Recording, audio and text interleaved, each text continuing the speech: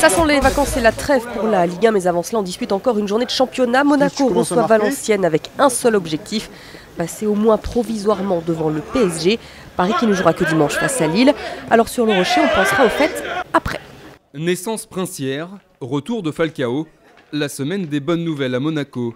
Une semaine qui pourrait même s'achever par un titre symbolique de champion d'automne.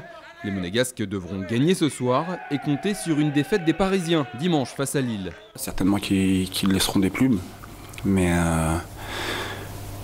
comme le dit l'entraîneur et comme je le dis aussi, l'important c'est nous, le résultat qu'on pourra faire, les points qu'on pourra prendre et surtout peut-être profiter des faux pas des adversaires. Et en attendant d'éventuels autres faux pas du PSG, Monaco enchaîne 5 victoires consécutives en Ligue 1.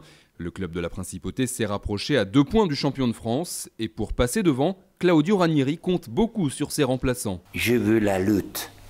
Je veux que maintenant l'équipe marche. C'est bon. Mais je ne veux voir pendant l'entraînement les autres joueurs qui n'ont joué, qui sont tranquilles. Ah, je ne joue donc. Non. Je veux voir la compétition. Concerner tout le monde avant le dernier match de l'année contre une équipe valenciennoise 18e et vainqueur de seulement 2 matchs cette saison.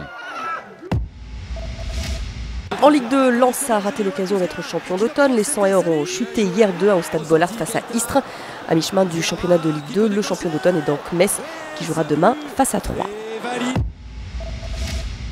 Pas de protectionnisme dans le foot français. La fédération négocie en ce moment ses nouveaux contrats sponsors pour la période 2014-2018.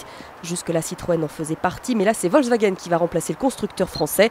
La marque au chevron n'était plus très emballée et les Allemands proposaient un gros chèque. Alors, faut-il s'émouvoir de ce choix à l'heure du consommé français? L'équipe de France, c'est une marque. C'est pas une marque française, c'est une marque mondiale, une marque internationale.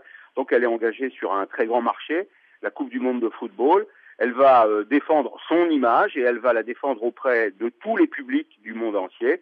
Par conséquent, il est logique qu'elle s'adresse aussi à des entreprises, qu'elle associe son nom à des entreprises qui partagent la même ambition. La fin d'un beau parcours, Nanterre n'ira pas plus loin en Euroleague. Les Franciliens ont perdu hier soir contre Fenerbahçe 95-76.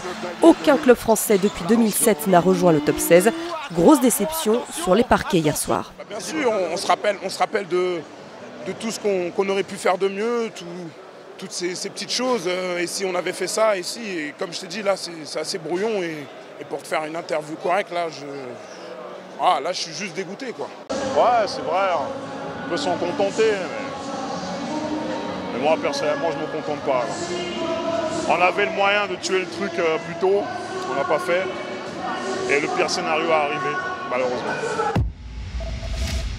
Le leader est tombé, on parle handball. Dunkerque a perdu à Chambéry. Hier soir, c'était la 13e journée de D1. Dunkerque reste en tête du classement, mais voit le Paris Saint-Germain revenir à sa hauteur.